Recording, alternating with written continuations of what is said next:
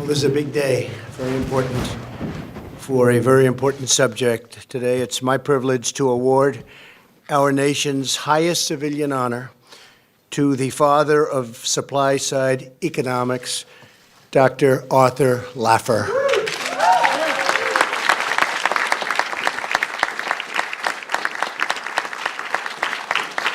I know Art's been to the Oval Office, unlike most people, many times, but this is a very special time for you. This is a tremendous award. You have the Congressional Medal of Honor on the military side, which, of course, is something incredibly special, and the Presidential Medal is, I just want to congratulate you. There's nothing like it, right? Nothing. Thank you very much, Thank Art. Joining us for this momentous ceremony are Art's 6 children. Thank you very much. Congratulations. And we're also grateful to be joined by Vice President Mike Pence. We just got back from Florida. Had a big night. That was a big night in Orlando, Mike, right? Secretary Steve Mnuchin, Alex Acosta, Elaine Chao, and Ben Carson, thank you very much for being here.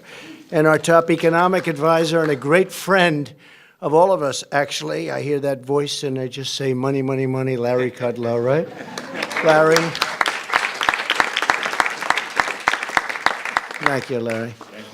Few people in history have revolutionized economic thought and policy like Dr. Art Laffer.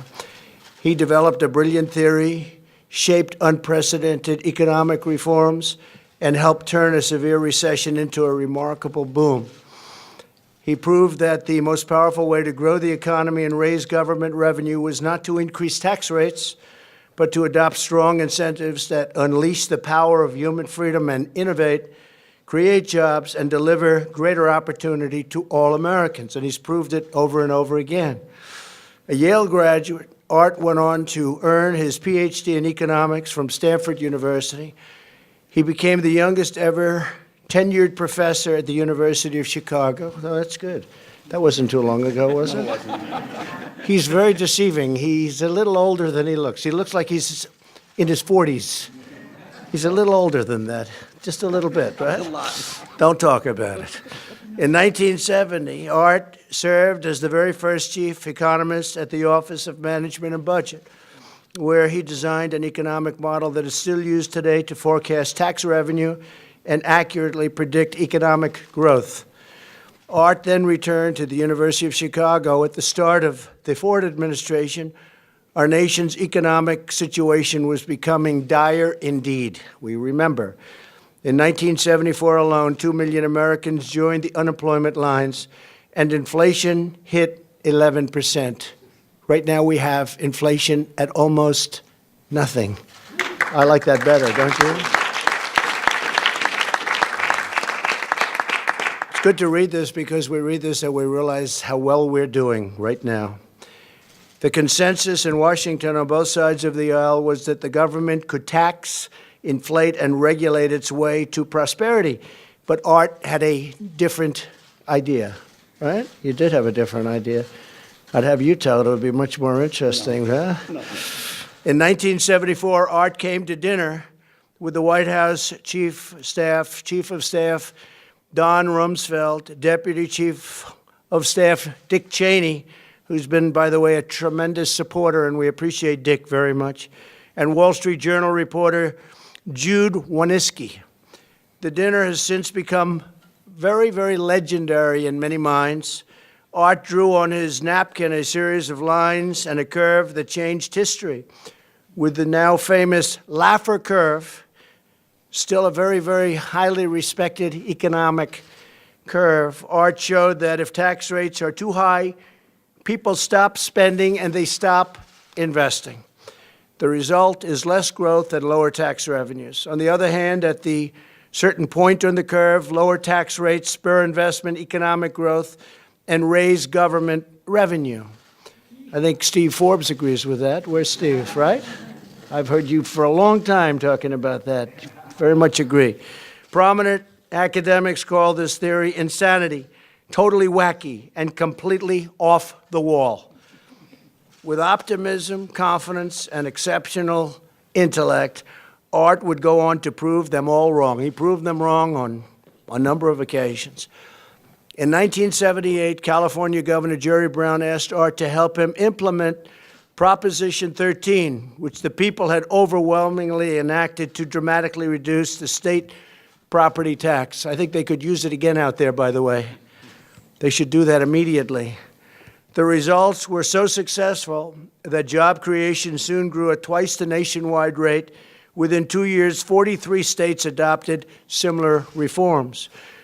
During that same period, Art also advised Ronald Reagan and helped shape his low-tax, pro-growth agenda.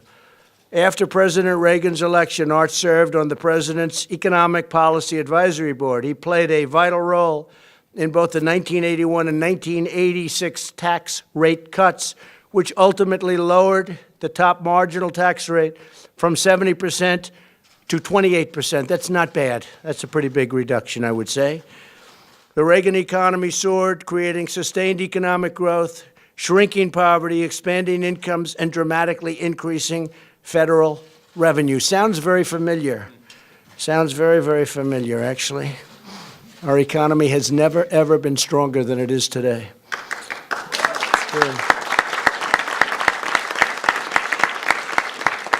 Dr. Laffer's policies not only expanded opportunity for our citizens, they spurred economic reforms around the world and helped lift untold millions out of poverty. Art has advised many world leaders, including former UK Prime Minister Margaret Thatcher, a great one. Staying true to the pro-growth vision that Dr. Laffer helped develop, in 2017, we passed historic tax cuts and reforms into law. Now unemployment has reached its lowest level in over 51 years, with fast-growing wages, low inflation, and real GDP. And this is GDP growth that's higher than anybody ever thought possible. First quarter was 3.2, and everybody said first quarter is not going to be so good, because first quarter is never very good for us. But it was not only good, it was double and even triple what people expected. And we're going to see some other very pleasant surprises, especially when the trade deals are all worked out, and they're coming along very well, Art, as you know. Our tax cuts and reforms also created opportunity zones in distressed communities, another idea that Dr. Laffer helped develop early in his career. In 1999, Time magazine named Dr. Laffer one of the greatest minds of the 20th century. Former Wall Street Journal reporter Jude Wanniski wrote, "In studying public finance, there is nothing more important than an appreciation of the Laffer curve." I've heard and studied the Laffer curve for many years, the Wharton School of Finance. It's a very important thing that you've done, Art, very important. Dr. Laffer helped inspire, guide, and implement extraordinary economic reforms that recognize the power of human freedom and ingenuity to grow our economy and lift families out of poverty and into a really bright future. Today, our nation is stronger, our people more prosperous, and the world a much better place because of the brilliance and boldness of Dr. Arthur Laffer. And it's now my profound honor to ask the military aide to come forward as I present Dr. Laffer with the Presidential Medal of Freedom. It's my great honor. Thank you.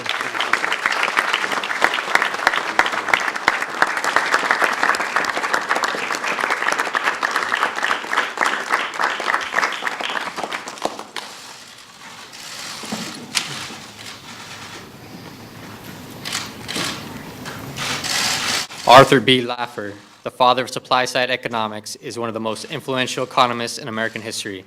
He is renowned for his economic theory, the Laffer curve, which establishes the strong incentive effects of lower tax rates that spur investment, production, jobs, wages, economic growth, and tax compliance.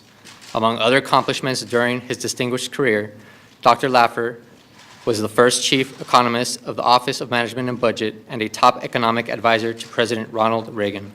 The United States proudly recognizes Arthur B. Laffer for his public service and his contributions to economic policy, which have helped spur prosperity for our nation.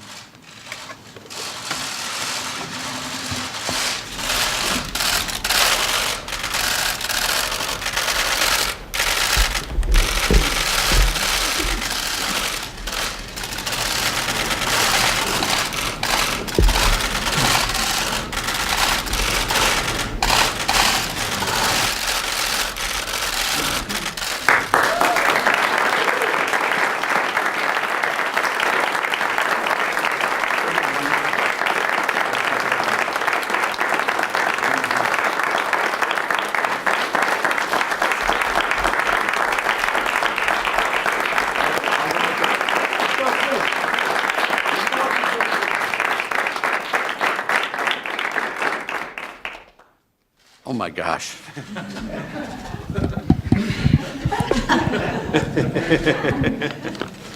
When your staff said keep it short, I didn't know that's what they meant. No, I'm just joking. Thank you very much. Let me, if I can, sincerity and brevity, so they say, go hand in hand. And in that vein, Mr. President, I want to thank you from the top, the middle, and the bottom of my heart. Thank you. Good economic policy is a team effort, and goodness knows my fellow teammates are the best ever. Larry Kudlow, my friend forever and ever and ever. Steve Moore, where are you, Steve? Steve Moore. Steve Forbes. Steve Forbes canceled his trip abroad to be here today. Is David Malpass here? Kevin Hassett. Team players, Stephen Mnuchin.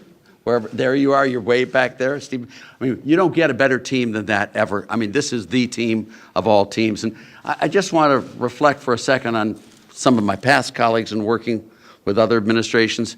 For example, in the past, my colleagues included Nobel laureate and dear friend Bob Mundell, the legendary editorial page editor Bob Bartley of the Wall Street Journal, Jude Winniski, the crazy, wild revolutionary for supply-side economics, Milton Friedman, of course, my godfather and dearest supporter, Justin Dart, George Shultz, my mentor, who's hired me 4 times and not gotten tired of it yet, I guess.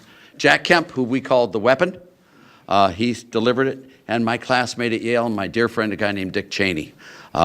It's just really wonderful to have, each of whom deserves a lot of praise. By the way, just for the record, Bob Bartley, Milton Friedman, Justin Dart, George Shultz, Jack Kemp, and Dick Cheney all received the Presidential Medal of Freedom.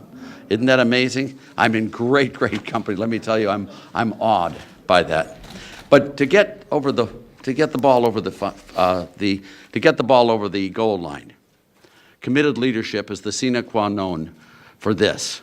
And we had President Kennedy, President Reagan, Prime Minister Margaret Thatcher, and of course you, Mr. President Donald Trump, to really make it all happen. Without the leaders,